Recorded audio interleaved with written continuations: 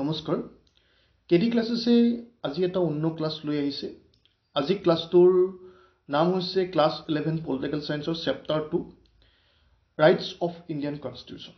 আৰু এই চেপ্টাৰটোত হ'ব পৰা যিখিনি এমসিকিউ আছে এই এমসিকিউখিনি আমি আজি আলোচনা কৰিম পুংখানুপুংখভাৱে প্ৰতিটো কনসেপ্ট আলোচনা কৰিম যেনেকৈ আমি আগৰ ক্লাছটোত আলোচনা কৰিছিলোঁ 2 নম্বৰত মই কৈছো যে যিসকলে আজি এই ক্লাছটো চাই আছে আৰু লগতে যিসকলে আজি প্ৰথম চাইছে তেওঁলোকে চেনেলটো লাইক শেয়াৰ এণ্ড সাবস্ক্ৰাইব কৰি দিব আৰু লগতে এই চেনেলটোৰ জৰিয়তে আপোনালোকে এইচএছ সেকেন্ড ইয়াৰ এইচএছ ফাৰ্ষ্ট ইয়াৰ আৰু লগতে কম্পিটিটিভ এক্সামৰ নোটছসমূহ প্ৰভাইড কৰা হ'ব ঠিক আছে তো আহক আমি ক্লাছটো ষ্টাৰ্ট কৰোঁ তো কেডি ক্লাছৰ মূল টেগলাইন হৈছে এতিয়া বুজাত সহায় হ'ব অৰ্থাৎ ইয়াৰ মূল লক্ষ্য হৈছে প্ৰত্যেকটো কনসেপ্ট ছাত্ৰ-ছাত্ৰীসকলক যাতে বেসিক বস্তুখিনি দিয়াটো হৈছে ইয়াৰ অন্যতম লক্ষ্য তো ক্লাसेस বৰ্তমান সময়ত ক্লাছ চলি আছে 11 12 ৰ ক্লাছ চলি আছে আৰু অনাগত দিনত আমি সিইউটিৰ ক্লাছসমূহ দিম আৰু কম্পিটিটিভ এক্সামৰ ক্লাছ চলি আছে ঠিক আছে তো সকলোৱে লাইক শেয়াৰ এণ্ড সাবস্ক্ৰাইব কৰি দিব যাতে আমি আৰু অধিক আগ্ৰহেৰে ভিডিঅ'সমূহ বনাব পাৰোঁ আৰু লগতে সকলোৱে শেয়াৰ কৰি দিব আৰু নতুনকৈ চোৱা সকলে সাবস্ক্ৰাইব কৰি দিব লাইক কৰি দিব ঠিক আছে কেডি ক্লাছেছত ফেসবুকত ফলো কৰিব পাৰে পেজ আছে কেডি ক্লাছেছত ইউটিউবত সাৰ্চ কৰিলে কেডি ক্লাছেছ বাই কমলজ্যোতি ছাৰ মাৰিব হোৱাটছএপত এইটো নম্বৰত কিবা যদি ইনকুৱাৰি থাকে কৰিব পাৰিব আৰু যদি কিবা নোটছৰ প্ৰয়োজন হয় বা টিউচনৰ প্ৰয়োজন হয় তেতিয়াহ'লে এই নম্বৰটোত কল কৰিব পাৰে বা মেছেজ কৰিব পাৰে ঠিক আছে তো আহক আমি ক্লাছটো আজি ষ্টাৰ্ট কৰোঁ তো rights in the Indian constitution এই যে rights in the Indian constitution chapter 2 আছে তো এই চেপ্টাৰ 2ত আমি আলোচনা কৰিম যে ভাৰতীয় সংবিধানত অধিকাৰ কি কি আছে যে ভাৰতীয় সংবিধানত কোনসমূহ অধিকাৰ উল্লেখ কৰা হৈছে আৰু এই অধিকাৰসমূহ নাগৰিকসকলে কেনেকুৱা পৰিস্থিতিত উপভোগ কৰিব পাৰে আৰু এই অধিকাৰসমূহ কেতিয়া ভোগ কৰিব নোৱাৰে তাৰ আগতে আমি কিছু পৰিমাণে ৰাইটছৰ বিষয়ে অলপ জানি লওঁ ৰাইটছ সিম্পলি যদি আমি চাওঁ ৰাইটছ মানে হৈছে অধিকাৰ অধিকাৰ কাক বোলে যদি আমি সূক্ষ্মভাৱে পৰ্যবেক্ষণ কৰোঁ বা আমি প্ৰতিটো বস্তু যদি আমি জানিব ইচ্ছা কৰোঁ তেতিয়াহ'লে আমি জানিম যে বেসিক লেভেলত আমি কি সুযোগ সুবিধা ঠিক আছে কিছুমান সুযোগ সুবিধাক আমি কি বুলি ক'ম ৰাইটছ বুলি ক'ম ঠিক আছে যিকোনো সুযোগ সুবিধা হ'ব পাৰে তো সেই সুযোগ সুবিধাসমূহক আমি কি বুলি ক'ম অধিকাৰ বা ৰাইটছ বুলি ক'ম তো আমাৰ ভাৰতীয় সংবিধানত কোনবোৰ অধিকাৰ উল্লেখ কৰা হৈছে সেই বিষয়ে আমি চাম তো ভাৰতীয় সংবিধানত এইটো চেপ্টাৰত স্পেচিয়েলি কি আলোচনা কৰা হৈছে যে ভাৰতীয় সংবিধানত মৌলিক অধিকাৰৰ কথা কোৱা হৈছে আৰু আন অধিকাৰো আছে কিন্তু এই চেপ্টাৰত আমি কি আলোচনা কৰিম মৌলিক অধিকাৰৰ কথা তো মৌলিক অধিকাৰ এই যে কিছুমান অধিকাৰক মৌলিক অধিকাৰ বুলি কোৱা হয় অৰ্থাৎ মৌলিক অধিকাৰ যে বুলি কোৱা হয় ইয়াৰ কাৰণটো কি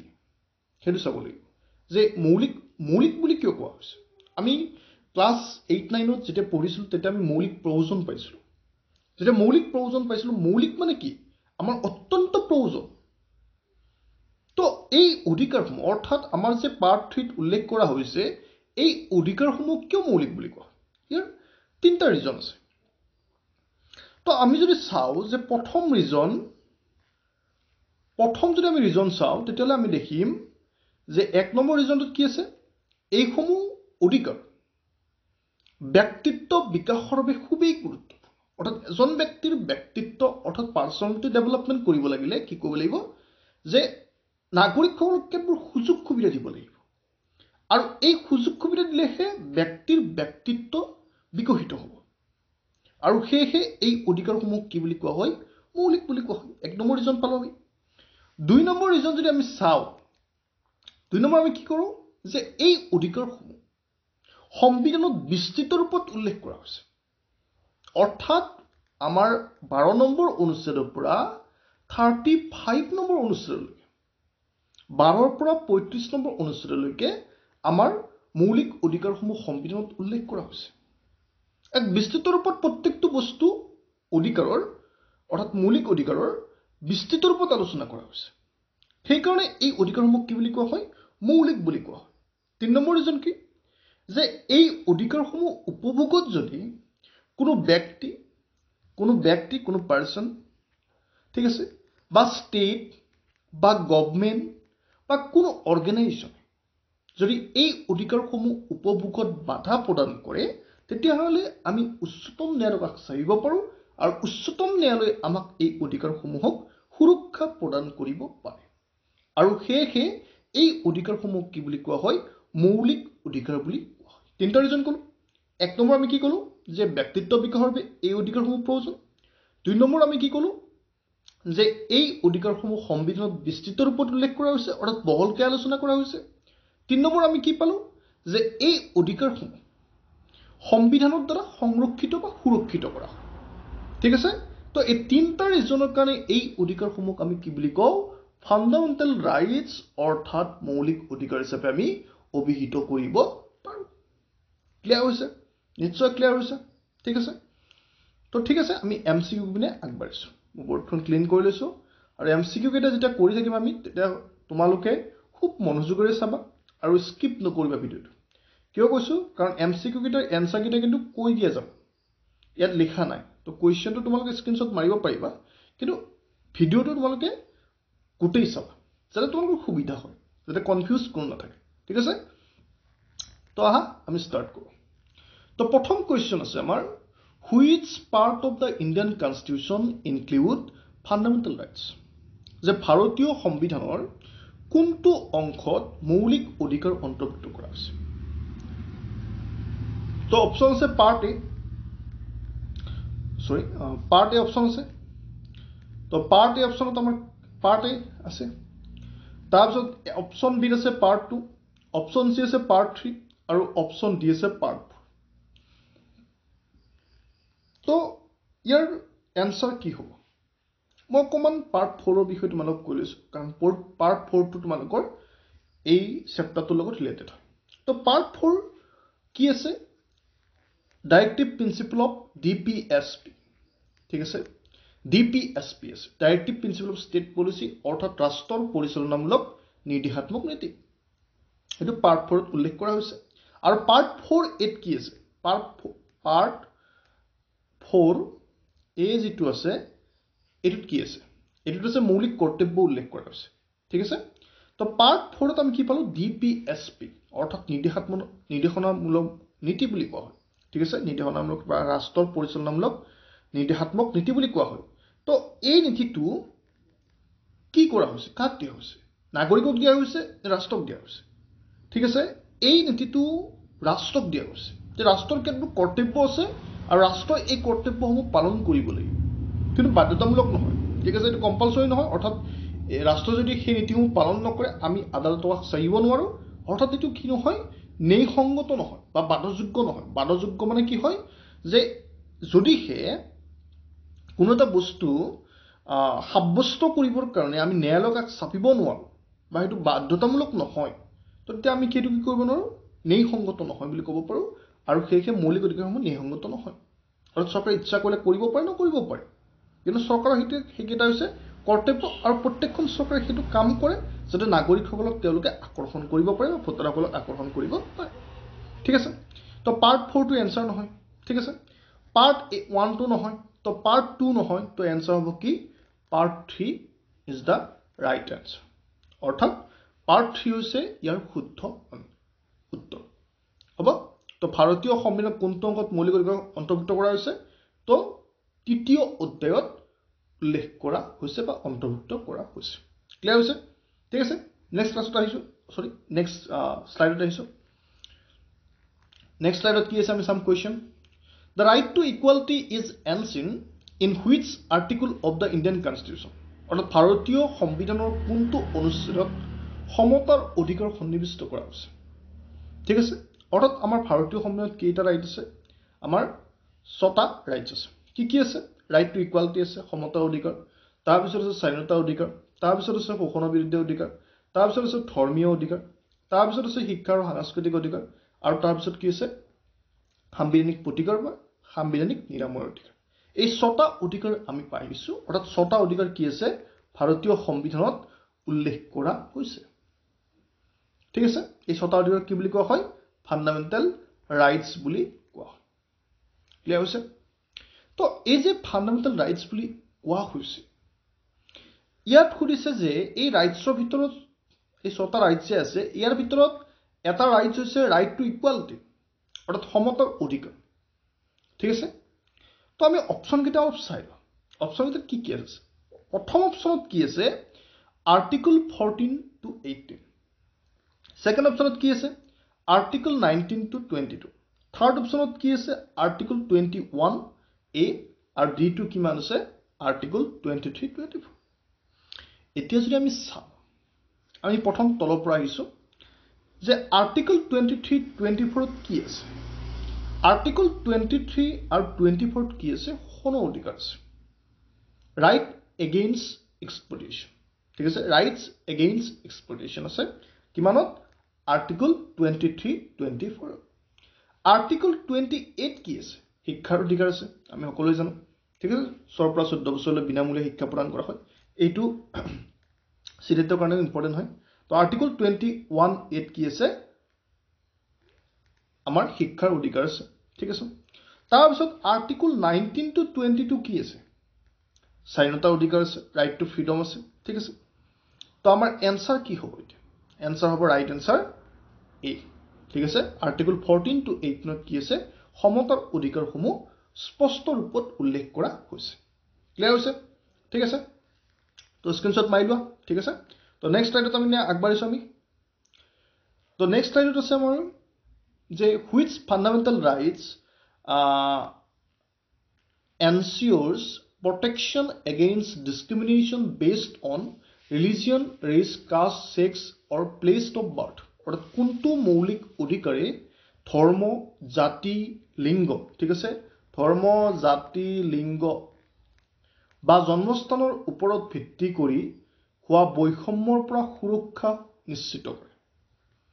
ঠিক আছে ইয়াত কি কৈছে ৰাইট টু ফ্ৰীডম আছে right to equality second option third option আছে right to life and personal liberty আৰু ডি টু আছে ৰাইটস এগেইনষ্ট এক্সপ্লইটেশ্যন ইয়াত খুলিছে কোনটো মৌলিক অধিকাৰে ধৰ্ম জাতি জাতিটো দুবাৰ লিখা গৈছে লিংগ বা জন্মস্থানৰ ওপৰত ভিত্তি কৰি হোৱা বৈষম্যৰ পৰা সুৰক্ষা নিশ্চিত কৰে ঠিক আছে তো এইটো কি হ'ব ৰাইট টু কি হ'ব তো ৰাইট টু ইকুৱালিটি ঠিক আছে ৰাইট টু ইকুৱালিটি হৈছে ইয়াৰ শুদ্ধ এনসাৰ নেক্সট স্লাইড আমি আগবাঢ়িছো তো article 32 of the Indian Constitution deals with ভাৰতীয় সংবিধানৰ 32 নম্বৰ অনুচ্ছেদত নিম্নোক্ত বিষয়সমূহৰ বিষয়ে আলোচনা কৰা হৈছে কোনটো বিষয় আলোচনা কৰা হৈছে প্ৰথম অপশ্যন আছে আমাৰ ৰাইট টু কনস্টিটিউচনেল ৰিমেডিজ ঠিক আছে ৰাইট টু কনস্টিটিউচনেল ৰিমেডিজ প্ৰথম অপশ্যন আছে সেকেন্ড অপশ্যনটো আছে right to freedom of religion ধৰ্মীয় অধিকাৰ ৰাইট টু ইকুৱালিটি বিফৰ ল আইনৰ চকুত সকলো সমান ৰাইট টু এডুকেশ্যন ঠিক আছে শিক্ষাৰ অধিকাৰ যে 32 নম্বৰ অনুচ্ছেদত কোনটো অধিকাৰ উল্লেখ কৰা হৈছে তো 32 নম্বৰ অনুচ্ছেদত আমাৰ কোনটো অধিকাৰ উল্লেখ কৰা হৈছে ৰাইট টু কনস্টিটিউচনেল ৰিমেডিজ অৰ্থাৎ সাংবিধানিক প্ৰতিকাৰৰ অধিকাৰ বা সাংবিধানিক নিৰাময়ৰ অধিকাৰ যেটো আছে এই অধিকাৰটোৰ বিষয়ে উল্লেখ কৰা হৈছে 32 নম্বৰ অনুচ্ছেদত এতিয়া কথাটো হল এনেকুৱা যে ৰাইট টু কনস্টিটিউচনেল ৰিমেডি আন এটা নামেৰে জনা যায় যদি কোৱেশ্চন আহে তোমালোকৰ যে heart and soul of the constitution বুলি কাক কোৱা হয় তো ইয়াৰ এনসাৰ হ'ব এইটো ৰাইট টু কনস্টিটিউচনেল ৰিমেডিজ সংবিধানৰ হৃৎপিণ্ড আৰু আত্মা বুলি কাক কোৱা হয় তো ৰাইট টু কনস্টিটিউচনেল ৰিমেডিজ যেটো আছে সাংবিধানিক প্ৰতিকাৰৰ যেটো অধিকাৰ আছে এই অধিকাৰটো কি বুলি কোৱা হয় সংবিধানৰ হৃৎপিণ্ড আৰু আত্মা বুলি কোৱা হয় কাৰণ এই যেটো অধিকাৰ আছে এই অধিকাৰটোৰ জৰিয়তে আমাৰ যি মৌলিক অধিকাৰ আছে এই মৌলিক অধিকাৰসমূহ কোনো ব্যক্তি চৰকাৰে বা কোনো সংগঠনে যদি হস্তক্ষেপ কৰে বা অধিকাৰসমূহ উপভোগত যদি বাধা প্ৰদান কৰে আমি এই অধিকাৰটোৰ জৰিয়তে উচ্চতম ন্যায়ালয়ক চাবিব পাৰো আৰু উচ্চতম ন্যায়ালয়ে আমাৰ মৌলিক অধিকাৰসমূহক সুৰক্ষা নিশ্চিত কৰিব পাৰে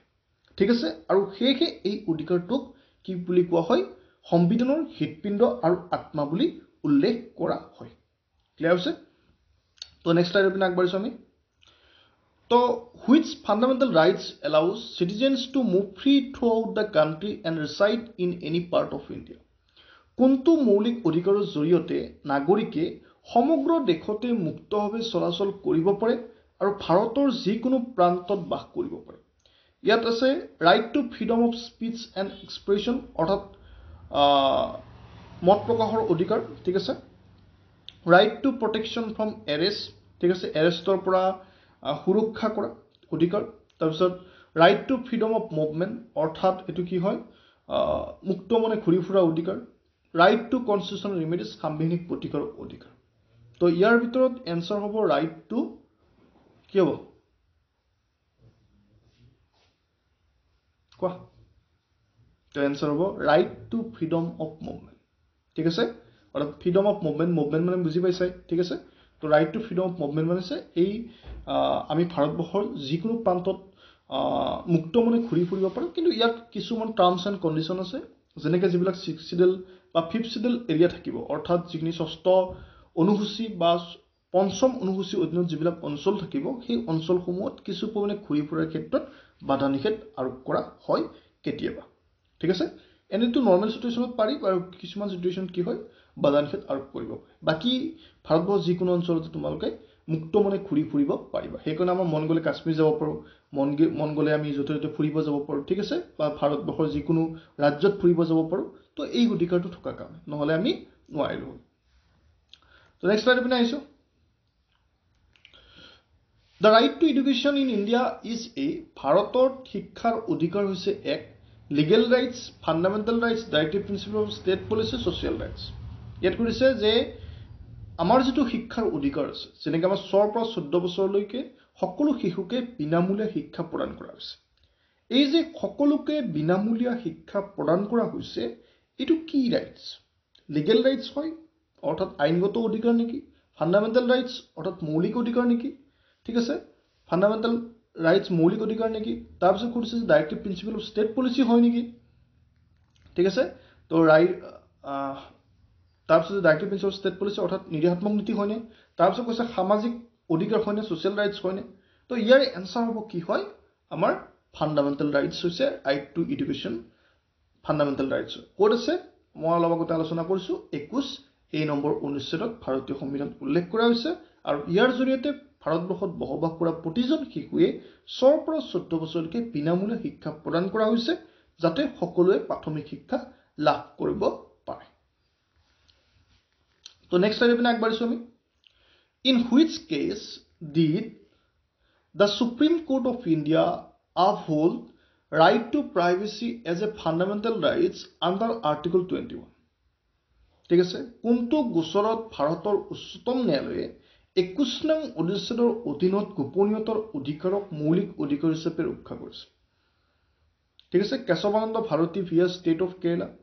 Golaknath V S State of Punjab Kesavananda Bharati versus State of Kerala আৰু Puttaswamy versus Union of India ঠিক আছে তো ইয়াৰ এনচাৰটো তোমালোকে নিজে দিবা ঠিক আছে এইটোতো আছে হোমৱৰ্ক তোমালোকৰ যাতে তোমালোকে নিজে দিবলৈ চেষ্টা কৰা ঠিক আছে তো 21 নম্বৰ অনুচ্ছেদত বহুতো অধিকাৰ উল্লেখ কৰা হৈছে তাৰ ভিতৰত ৰাইট টু প্ৰাইভেচি হয় কিহৰ কোনটো কেছৰ কাৰণে এই অধিকাৰটো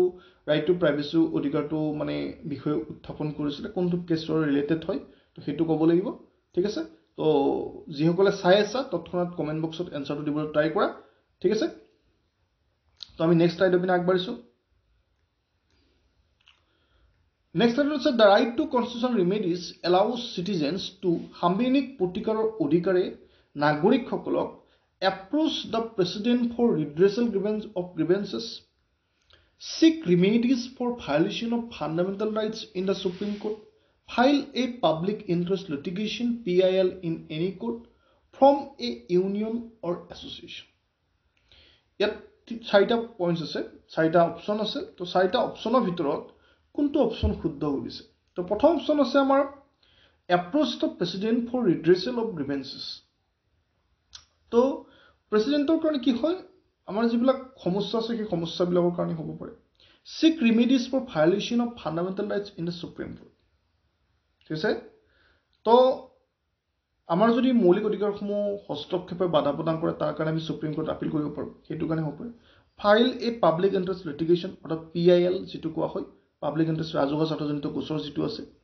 ইট এনি কোৰ্ট সেইটো কাৰণে হ'ব পাৰে ফ্ৰম এ ইউনিয়ন এছ'চিয়েশ্যন অৰ্থাৎ এটা সংগঠন সৃষ্টি কৰিবৰ কাৰণে তো কোনটোৰ কাৰণে নাগৰিকসকলে মানে সাংবিধানিক প্ৰতিকাৰৰ অধিকাৰ আছে তো ইয়াৰ এনচাৰ হ'ব কি 2 নম্বৰটো ঠিক আছে 2 নম্বৰ বা বি অপশ্যনটো হৈছে ইয়াৰ ৰাইট এনচাৰ নেক্সট টাইপ পিনে আহিছোঁ what fundamental rights is suspended during national emergency ৰাষ্ট্ৰীয় জৰুৰীকালীন অৱস্থাত কোনটো মৌলিক অধিকাৰ স্থগিত ৰখা হয় ইয়াত আছে first point right to freedom of religion right to equality is a right to freedom of speech and expression, right to life and personal liberty. ঠিক আছে right to freedom of religion মানে হৈছে ধৰ্মীয় অধিকাৰ right to equality মানে হৈছে সমতাৰ অধিকাৰ right to freedom of speech and expression অৰ্থাৎ মত প্ৰকাশৰ অধিকাৰ right to life and personal liberty হৈছে আমাৰ ব্যক্তিগত স্বাধীনতা বা জীৱনৰ অধিকাৰ ঠিক আছে তো ইয়াৰ ভিতৰত এনসাৰ কোনটো হ'ব ঠিক আছে তো আমি অকমান ৰাষ্ট্ৰীয় জৰুৰীকালীন অৱস্থাৰ বিষয়ে আমি জানি লওঁ যে ৰাষ্ট্ৰীয় জৰুৰীকালীন অৱস্থা যিটো আছে তো সেইটো কেতিয়া ঘোষণা কৰা হয় যদি কে ভাৰত ৰাষ্ট্ৰক কোনোবা বিদেশী ৰাষ্ট্ৰই আক্ৰমণ কৰে বা যুদ্ধ ঘোষণা কৰে বা ভাৰতৰ আভ্যন্তৰীণ ক্ষেত্ৰত যদি কে ভাৰতৰ নিৰাপত্তাৰ মানে বিঘ্নিত বা নিৰাপত্তাজনিত পৰিস্থিতিৰ সৃষ্টি হয় যে এইটো কাৰ্যৰ জৰিয়তে নিৰাপত্তা বিঘ্নিত হ'ব পাৰে ভাৰতবৰ্ষৰ অৰ্থাৎ বা সশস্ত্ৰ যদি বিদ্ৰোহ হয় ভাৰতৰ ভিতৰত তো সেই সময়ছোৱাত ৰাষ্ট্ৰপতিয়ে প্ৰধানমন্ত্ৰী বা মন্ত্ৰী পৰিষদৰ পৰামৰ্শ অনুসৰি 352 নম্বৰ অনুচ্ছেদ মতে জৰুৰীকালীন অৱস্থা ঘোষণা কৰিব পাৰে জৰুৰীকালীন অৱস্থা দুই ধৰণৰ থাকে এটা হৈছে আমাৰ আভ্যন্তৰীণ অশান্তিৰ বাবে জৰুৰীকালীন অৱস্থা আৰু আনটো হৈছে বাহ্যিক জৰুৰীকালীন অৱস্থা তো আভ্যন্তৰীণ অশান্তিৰ বাবে জৰুৰীকালীন অৱস্থা পোনপ্ৰথমে ঘোষণা কৰিছিল কেতিয়া 1975 চনত যেতিয়া ইন্দিৰা গান্ধীয়ে প্ৰধানমন্ত্ৰী হৈ আছিল আৰু সেই সময়ছোৱাত ৰাষ্ট্ৰপতি কোন আছিল ফখৰুদ্দিন আলী আহমেদ আছিল ঠিক আছে তাৰ পিছত বাহ্যিক কেতিয়া হৈছিল 1962 চনত যেতিয়া ভাৰতক চীনে আক্ৰমণ কৰিছিল সেই সময়ছোৱাত কি কৰিছিল আৰু বাহ্যিক ক্ষেত্ৰত বাহ্যিক কাৰণত ৰাষ্ট্ৰীয় জৰুৰীকালীন অৱস্থা ঘোষণা কৰা হৈছিল এক নেশ্যনেল ইমাৰ্জেঞ্চি বুলি কোৱা হয় কিমান নম্বৰ অনুচ্ছেদ আছে 352 ঠিক আছে প্ৰথমতে দুটা আছে এটা আছে বাহ্যিক এটা আছে আভ্যন্তৰীণটো কেতিয়া ঘোষণা কৰা হৈছিল প্ৰথমে 1975 ত আৰু বাহ্যিকটো কেতিয়া 1962 তো ইয়াৰ আনসাৰ কি হ'ব ইয়াৰ আনসাৰ হ'ব বৰ্ডখন মুছি লৈছো যাতে তোমালোকে বুজাত সহায় হয় ঠিক আছে তো চাবা ইয়াৰ আনসাৰ হ'ব কি যে ইয়াত কৈছে যে আমাৰ যেটো freedom of speech and expression যেটো থাকে সেইটো সম্পূৰ্ণৰূপে বন্ধ কৰি দিয়া ঠিক আছে সেইটো সেই সময়ছোৱাত জৰুৰীকালীন অৱস্থাত কি কৰিব নোৱাৰে কাৰ্যকৰী হৈ নাথাকে কেৱল এইটো থাকে right to life and personal liberty আৰু লগতে 21 20 আৰু 21 নম্বৰ অনুচ্ছেদ এই দুটা জৰুৰীকালীন অৱস্থা ঘোষণাৰ সময়ত কাৰ্যকৰী হৈ থাকে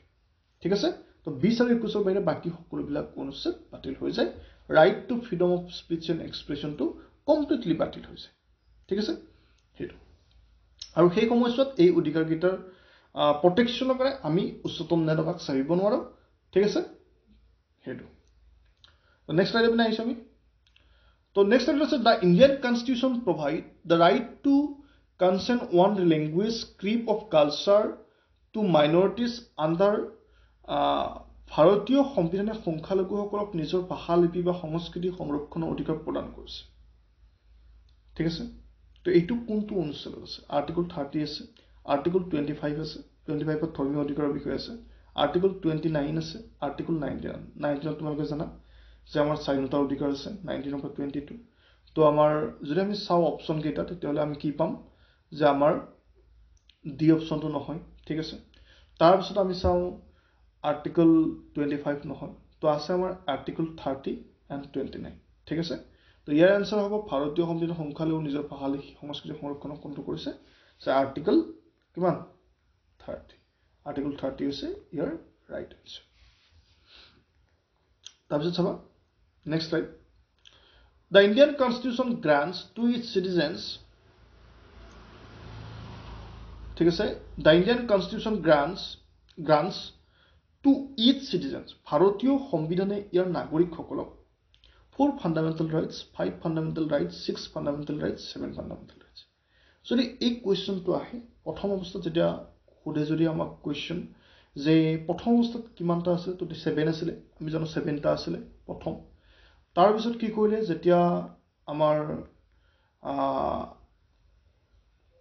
পিছত আমাৰ সম্পত্তি অধিকাৰটো বাতিল কৰা হ'ল বাতিল কৰা হোৱাৰ পিছত কিমানটা আছে বৰ্তমান 6 ফাণ্ডামেণ্টেল ৰাইটছ আছে ঠিক আছে তো ইয়াৰ এনসাৰ হ'ব সি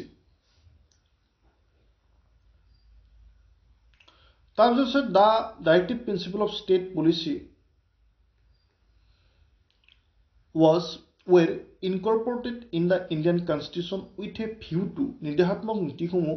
ভাৰতীয় সংবিধানত অন্তৰ্ভুক্ত কৰা হৈছিল এই উদ্দেশ্যৰে ensure a democratic government in the country অৰ্থাৎ ভাৰতবৰ্ষত গণতান্ত্ৰিক শাসন ব্যৱস্থা প্ৰতিষ্ঠা বা গণতান্ত্ৰিক চৰকাৰ প্ৰতিষ্ঠা কৰিবলৈ provide a strong central government অৰ্থাৎ এখন শক্তিশালী কেন্দ্ৰীয় চৰকাৰ নিৰ্মাণ কৰিবলৈ establish a welfare state অৰ্থাৎ কল্যাণকামী ৰাষ্ট্ৰ নিৰ্মাণ কৰিবলৈ the option to say rise the living standard of the backward class অৰ্থাৎ কি backward class যিসকলে পিছপৰা সম্প্ৰদায়ৰ ব্যক্তি আছে তো সেই পিছপৰা সম্প্ৰদায়ৰ মানুহসকলৰ অৰ্থনৈতিক ক্ষেত্ৰত বা সকলো ক্ষেত্ৰতে উন্নত কৰিবৰ কাৰণে তো ইয়াৰ এনসাৰ হ'ব কি establish a welfare state ঠিক আছে এনসাৰ হ'ব কি establish a welfare state তো নেক্সট স্লাইড আপুনি আহিছো আমি আৰ্টিকল 18 অফ দা কনস্টিটিউশন এটো আমাৰ যেটো সিৰিয়াল নম্বৰ আছে এটো ফুল হৈ আছে তোমৰা চাই লবা article 18 of the constitution deals with সংবিধানৰ 18 নম্বৰ অনুচ্ছেদত কি আছে রাইটস এগেইনষ্ট এক্সপ্লইটেশন আছে right to practise own religion equality before law আছে এবলিশন অফ টাইটেলস তো ইয়াৰ এনসাৰ কোৱাৰ আগত মই অকমান এই ৰাইটস কেইটাৰ বিষয়ে অলপ কৈ দিছো তোমালোকক তো ৰাইটস কেইটা যদি আমি চাও তেতিয়াহলে আমি দেখিম যে আমাৰ সংবিধানত থকা ৰাইটস এগেইনষ্ট এক্সপ্লইটেশন ঠিক আছে শোষণৰ বিৰুদ্ধে অধিকাৰ অৰ্থাৎ আমাক কোনেও শোষণ কৰিব নোৱাৰে বা কোনেও কি কৰিব নোৱাৰে বিগৰ অৰ্থাৎ কি হয় বিগৰ মানে সকলোৱে বুজিয়ে পোৱা তো সেই ধৰণৰ উচ্চাৰণ কৰিব নোৱাৰে আৰু কোনেও কাকো জোৰ জবৰদস্তি কামত নিয়োগ কৰিব নোৱাৰে আৰু লগতে সৰু বাচ্চা বা ল'ৰা ছোৱালী যিবিলাক 14 বছৰতকৈ তলৰ ল'ৰা ছোৱালী কি কৰিব নোৱাৰে কোনো ধৰণৰ বিপদজনক কামত লগাব নোৱাৰিব ঠিক আছে এইটো হৈছে ৰাইটস এগেইনষ্ট এক্সপ্লইটেশন যাতে আমাক কোনেও শোষণ কৰিব নোৱাৰে অৰ্থাৎ অনিচ্ছাকৃত সত্ত্বে তোমাক কামত লগাব নোৱাৰে তোমাৰ যদি ইচ্ছা আছে তেতিয়া কাম কৰা প্ৰবলেম নাই কিন্তু তোমাক অনিচ্ছাৰ জোৰ জবৰদস্তি কোনেও কামত লগাব নোৱাৰিব ঠিক আছে এইটোৱে আমাক সেই ৰাইটস সেইটো প্ৰটেকচন দিয়ে যে আমাৰ যদি ইচ্ছা নাই কোনেও আমাক জোৰ জবৰদস্তি কামত লগাব নোৱাৰিব বা কাম কৰাব নোৱাৰিব বি অপচন আছে right to practise own religion right to practise own religion অৰ্থাৎ কি হয় যে আমি নিজৰ ইচ্ছা অনুসৰি ধৰ্মীয় উপাসনা ধৰ্মীয় চৰ্চা কৰিব পাৰো সেইটো কৰিছে ইকুয়ালিটি বিফোৰ ল অৰ্থাৎ আইনৰ চকুত সকলো সমান ঠিক আছে আইনে সকলোকে সমানভাৱে চাব আৰু সকলোকে সমানভাৱে যদি যি দুখৰ কাৰণে যি শাস্তি আছে সংবিধানত সেই মতে শাস্তি দিব তাৰপিছত এবলিশন অফ টাইটেলস অৰ্থাৎ আমাৰ ভাৰতীয় নাগৰিকসকলে যে কিছুমান টাইটেলস গ্ৰহণ কৰিব পাৰিব বাকিবিলাক গ্ৰহণ কৰিব নোৱাৰিব তো ইয়াত আছে article 18 of the constitution deal with সংবিধানৰ 18 নম্বৰ অনুচ্ছেদত কি কোৱা হৈছে তো সংবিধানৰ 18 নম্বৰ অনুচ্ছেদ যদি আমি চাও কি আছে আমাৰ সমতাৰ অধিকাৰৰ ভিতৰত পৰে ৰাইট টু ইকুয়ালিটি ইয়াৰ এনসাৰ হ'ব ডি টু হৈছে ইয়াৰ answer abolition of titles next slide আপনি আইছো which of the following is not a fundamental rights কোনটো মৌলিক অধিকাৰ নহয় ৰাইট টু ইকুয়ালিটি আমি পাইছো ৰাইট টু ইকুয়ালিটি হৈছে আমাৰ ভাৰতীয় সংবিধানৰ মূল অধিকাৰ ঠিক আছে ৰাইট টু প্ৰপাৰ্টি এইটো আগতে আছিল কিন্তু পৰৱৰ্তী পৰ্যায়ত এটো কি কৰিছে ৰিমুভ কৰি দিয়া হৈছে অৰ্থাৎ এই বৰ্তমান সময়ত এই ৰাইট টু প্ৰপাৰ্টি অধিকাৰটো নাই ৰাইট টু ফ্ৰীডম এটো আছে ৰাইট এগেইনষ্ট এক্সপ্লইটেশন এটো আছে তো ইয়াৰ এনসাৰ হ'ব B is the correct answer next slide আপনি আইছো the part of the Indian Constitution that proclaims India be a welfare state is ভাৰতীয় সংবিধানৰ যি অংশই ভাৰতক কল্যাণকামী ৰাষ্ট্ৰ বুলি ঘোষণা কৰে সেয়া হ'ল পাৰ্ট 3 মগজ পাৰ্ট 3 টো এনসাৰ নহয় কাৰণ পাৰ্ট 3 কি আছে মৌলিক অধিকাৰ সন্নিবিষ্ট কৰা হৈছে ঠিক আছে তো পাৰ্ট 3 টো এনসাৰ নহয় তো পাৰ্ট 4 পাৰ্ট 6 পাৰ্ট 9 ঠিক আছে তো এনসাৰ হ'ব পাৰ্ট 4 ঠিক আছে পাৰ্ট 4 কি আছে নিৰ্দেশাত্মক নীতি কোৱা হৈছে আৰু নিৰ্দেশাত্মক নীতি কি কৰিছে ভাৰতবৰ্ষ এখন কল্যাণকামী ৰাষ্ট্ৰ হিচাপে ঘোষণা কৰিব বিচাৰে বা সমাজবাদী ৰাষ্ট্ৰ হিচাপে প্ৰতিষ্ঠা কৰিব বিচাৰে তাৰপিছত 15 number question the government can put restrictions on fundamental rights but they should be চৰকাৰে মৌলিক অধিকাৰৰ ওপৰত বাধা আৰোপ কৰিব পাৰে কিন্তু সেয়া হ'ব লাগে ৰিজনেবল ইলিগেল আৰ্বিট্ৰাৰী কম্পালসৰি তো ইয়াৰ এনসাৰ হ'ব ৰিজনেবল ৰেষ্ট্ৰিকশন থাকিব লাগিব ঠিক আছে ৰিজনেবল ৰেষ্ট্ৰিকশন মানে কি যে ৰিজনেবল ৰেষ্ট্ৰিকশন মানে হৈছে যে কিবা কাৰণ থাকিব লাগিব আৰু কাৰণবশত আমাৰ অধিকাৰসমূহৰ ওপৰত বা আমাৰ মৌলিক অধিকাৰসমূহৰ ওপৰত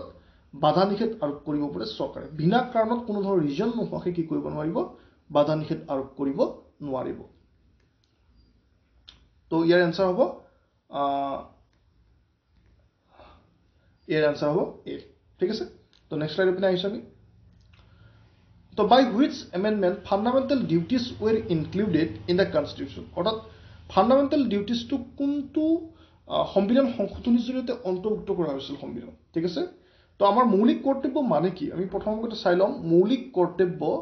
মানে কি হয় ঠিক আছে মৌলিক কৰ্তব্য মানে কি হয় মৌলিক কৰ্তব্য মানে প্ৰথম অৱস্থাত ভাৰতীয় সংবিধান নিৰ্মাতাসকলে মৌলিক কৰ্তব্য যেটো বিষয় আছিল সেইটো অন্তৰ্ভুক্ত কৰা হোৱা নাছিল কিন্তু পৰৱৰ্তী পৰ্যায়ত অনুভৱ কৰিলে যে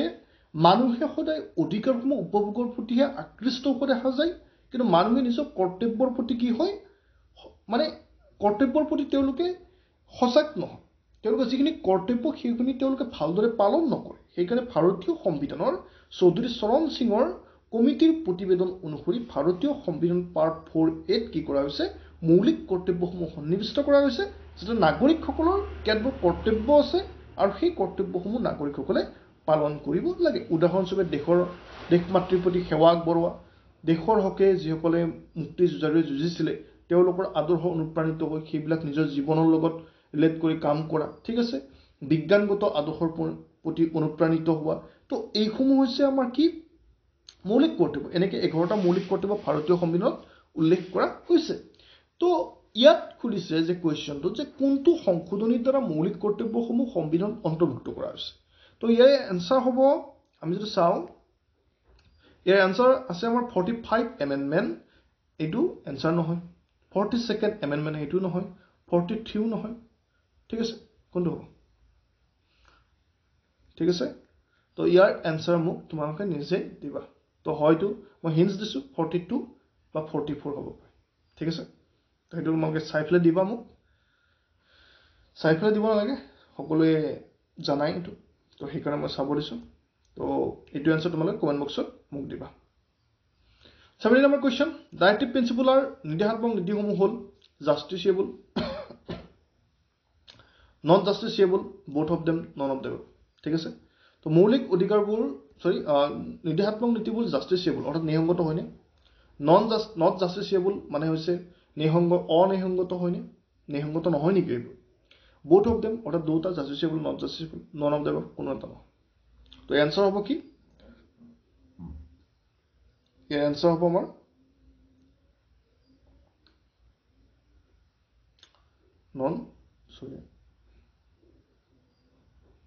ইয়াৰ এনসাৰ হ'ব আমাৰ বি নন জাস্টিসিয়েবল অৰ্থাৎ এইসমূহ পালন নকৰিলে আমি আইনক চাৰিব নোৱাৰো বা উচ্চতম ন্যায়ালয়ক চাৰিব নোৱাৰো অৰ্থাৎ চৰকাৰে ইচ্ছাৰ ওপৰত ডিপেন্ড কৰিব এইসমূহ পালন কৰিব নে নকৰিব right to liberty is mention in articles সমতা অধিকাৰ কোনটো অনুচ্ছেদত উল্লেখ কৰা হৈছে তো আমি জানো যে 14 পৰা 18 নম্বৰ অনুচ্ছেদত উল্লেখ কৰা হৈছে এটো কোৱেশ্চন মই আগতে কৈছো তোমালোকক ঠিক আছে এটো অলপ কোৱেশ্চনটো বেলেগকৈ আছে তো হেতু তো নেক্সট স্লাইড আপনি আগবাঢ়িছো তো এইখিনি আছিল আমাৰ 19টা কোৱেশ্চন তো এইখিনি হৈছে খুব ইম্পৰ্টেন্ট কোৱেশ্চন আৰু মই সকলোকে কৈছো এই কোৱেশ্চনখিনি খুব চাবা খুব ইম্পৰ্টেন্ট হয় আৰু লগতে কিবা যদি ডাউটস থাকে মোক যেটো মই নাম্বাৰ দিছো স্লাইডত মই দি দিছো নাম্বাৰটো সেই নাম্বাৰটোত কল কৰিবা আৰু কাৰোবাক যদি নোটছৰ প্ৰয়োজন ফাৰ্ষ্ট ইয়াৰে হওক বা সেকেন্ড ইয়াৰে হওক তো এই নাম্বাৰটোত কন্টাক্ট কৰিব পাৰা আৰু সেইমতে মই সফট কপি হওক বা হাৰ্ড কপি হওক তোমালোকক প্ৰভাইড কৰিম ঠিক আছে হাতে লিখা নোটছ আছে তো তেওঁলোক প্ৰভাইড কৰিম ঠিক আছে তো সেইখিনি কথা আৰু লগতে যদি কোনোবা কোচিংৰ কাৰণে কোনোবা আহিব বিচৰা কেডি ক্লাसेছত তেতিয়াহলে কন্টাক্ট কৰিব পাৰা ঠিক আছে আৰু সকলোৱে ভিডিও কিটা বা সকলোৱে ক্লাস কিটা প্ৰতিটো ক্লাস শেয়াৰ কৰি দিবা যাতে ফ্ৰেণ্ডসকলে গম পায় লাইক কৰি দিবা যাতে আমি আৰু শক্তি পাও নতুন নতুন ভিডিও বা নতুন নতুন ভাল আমি কনসেপ্টত ভিডিও বনাবলৈ আৰু লগতে সকলোৱে সাবস্ক্ৰাইব কৰি দিবা তেতিয়া আমি আৰু শক্তি পাও নতুন নতুন ভিডিওসমূহ আপলোড কৰিবলৈ আৰু আমাৰ ভিডিওসমূহ আপলোড কৰিবলৈ আমাৰ কি হয় শক্তি নতুন শক্তি পাও ঠিক আছে তো সকলোৱে সাপোৰ্ট কৰিবা এটো নতুন চেনেল বেছিদিন হোৱা নাই ষ্টাৰ্ট তো মই যিমান পাৰো সিমান ভাল কন্টেন্ট দিবলৈ ট্ৰাই কৰিছো তো তোমালোকে সহায় সহযোগিতা আগবঢ়াবা ঠিক আছে নিশ্চয় অনাগত দিনত আমি আৰু ভাল ভাল কণ্টেণ্ট ফ্ৰী অফ কষ্টত দিম, কোনো চিন্তা কৰিব নালাগে। জাষ্ট চোৱা। আৰু পলিটিকেল ছায়েন্সত যিটো আমাৰ ফাইনেল পৰীক্ষা যিটো ফেব্ৰুৱাৰীত অনুষ্ঠিত হ'ব, তো সেই পৰীক্ষাটোৰ কাৰণে ভালদৰে প্ৰিপাৰেশ্যন কৰা, নিশ্চয় সুবিধাজনক হ'ব। ঠিক আছে, তো আজিলৈ ইমানেই। Thank you. সকলোৱে চাই থাকিব।